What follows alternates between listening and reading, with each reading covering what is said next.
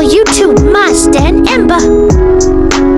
Kisah Rasulullah diracun orang Yahudi. Perang Khaybar terjadi pada bulan Muharram Tahan ke-7 Hijriah. Meski berakhir dengan kemenangan pasukan Muslim, pertempuran itu menyisahkan tragedi pada masa sesudahnya. Dikutip dari buku para penentang Muhammad SAW, karya Misran Jusan dan Armansyah. Mulanya, pasukan Muslim berhasil mengalahkan musuh dalam perang Khaybar yang meletus pada akhir tahun ke-6 Hijriah. Wilayah Khaybar merupakan basis Yahudi yang cukup besar di daerah itu. Banyak berdiri benteng-benteng yang dihuni sejumlah kelompok Arab yang anti-Islam. Jaraknya sekitar 100 mil arah barat laut. Madinah, para pemimpin mereka berkomplot untuk menyerang Madinah. Akan tetapi, Rasulullah lebih dahulu mengetahui rencana jahat ini. Beliau pun memimpin pasukan untuk mengepung Khaybar. Akhirnya, kaum Yahudi setempat bersedia melakukan perundingan damai dengan Muslimin. Bagaimanapun, itu bukanlah akhir dari peristiwa Khaybar. Di antara para penghuni benteng tersebutlah Zainab binti Al-Harits. Perempuan Yahudi ini menaruh dendam kesumat pada Nabi SAW dan kaum Muslimin lainnya. Dalam peperangan terakhir, dia kehilangan ayah, paman, dan suaminya. Wanita ini pun menyiapkan rencana jahat untuk melampiaskan dendam itu. Waktu itu, pasukan Muslimin yang baru pulang dari pengepungan Khaybar merasa lelah dan bersiap-siap istirahat. Sementara itu, beberapa orang Khaybar mengabarkan kepada mereka hingga tiba ke Rasulullah. Masyarakat Khaybar hendak menghadiahkan sajian makanan kepada kaum Muslimin, termasuk Nabi Rasulullah. Semua jamuan pun siap dan tersaji. Di antara semua hidangan terdapat satu yang tampak mencolok, yakni domba panggang. Jenis masakan itu memang masyhur sebagai kegemaran Rasulullah, sehingga para sahabat meletakkannya di depan tempat duduk beliau. Ketika Muslimin hendak menyantap makanan itu, tiba-tiba beliau berkata, "Cukup, berhentilah kalian makan." Para sahabat pun terkejut. Lalu beliau menjelaskan, ada racun di dalam makanan yang dihadiahkan oleh orang-orang Khaybar.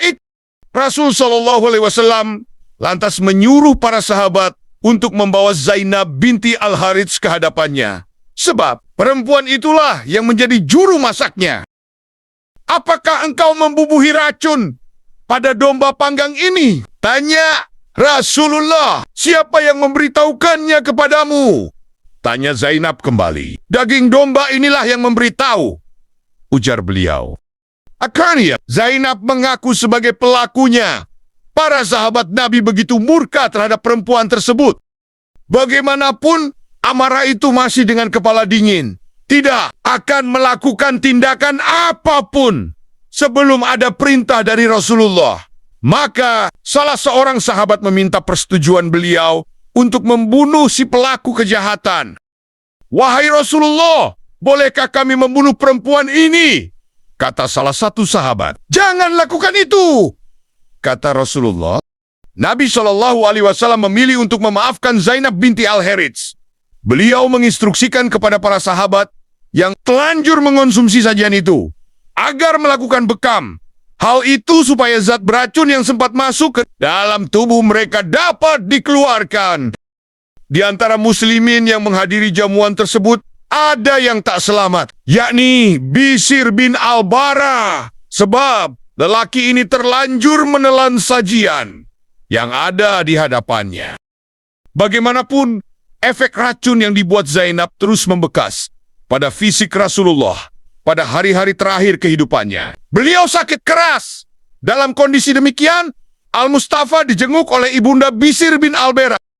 "Wahai Rasulullah, aku tidak pernah melihat engkau demam seberat ini. Orang-orang bahkan berkata bahwa engkau diganggu setan," kata Ummu Bishr. "Tidak, setan tak punya kuasa sama sekali menggangguku. Namun, semua ini adalah akibat dari daging beracun yang dahulu aku makan bersama dengan putramu di Khaybar. Hingga hari ini, aku masih merasakan gejalanya, dan sepertinya Tak lama lagi putuslah urat leherku ini. Tutup Rasulullah. Setelah kejadian itu, tentunya Zainab binti Al-Harits menjadi orang yang paling dicari setelah insiden domba panggang beracun itu. Setidaknya ada 3 riwayat yang menceritakan keadaan wanita tersebut. Pertama, Zainab binti Al-Harits langsung mengucapkan 2 kalimat syahadat setelah menyaksikan langsung bahwa Muhammad SAW adalah benar-benar utusan Allah. Sebab daging domba yang telah diracunnya itulah yang memberitahukan kepada Rasulullah SAW tentang rencana jahatnya. Usai menyaksikan mukjizat ini, perempuan Yahudi itu lantas memeluk Islam. Hal ini diceritakan oleh Imam Al-Zuri dan Ibnu Hajar Al-Asqalani dalam kitabnya Fath Al-Bari Syahih Bukhari.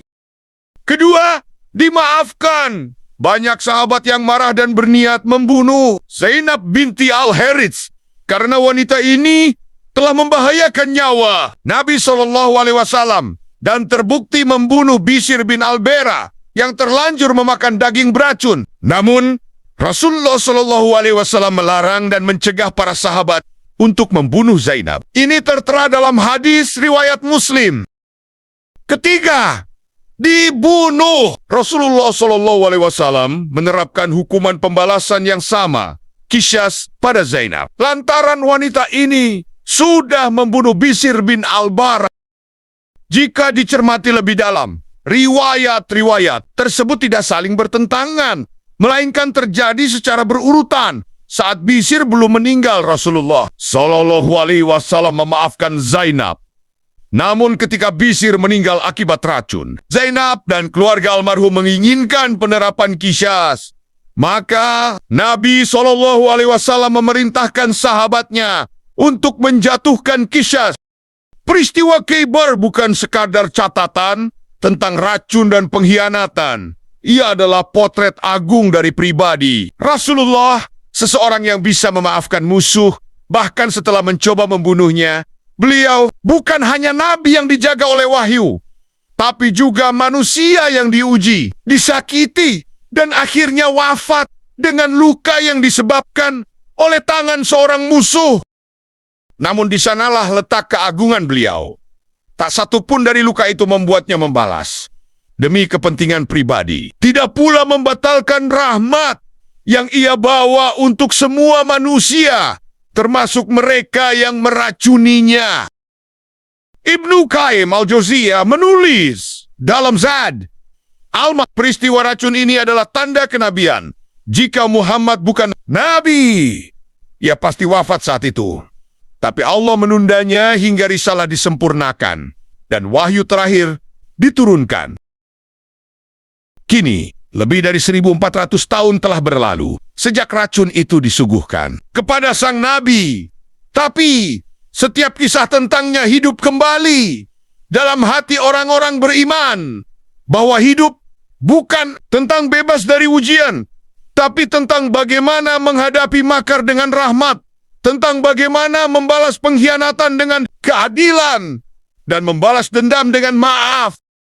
Dan di atas semuanya, tentang bagaimana seorang manusia bisa mencintai Tuhan dengan begitu tulus hingga racun yang paling mematikan pun tak bisa mencuri cahaya dari jiwanya.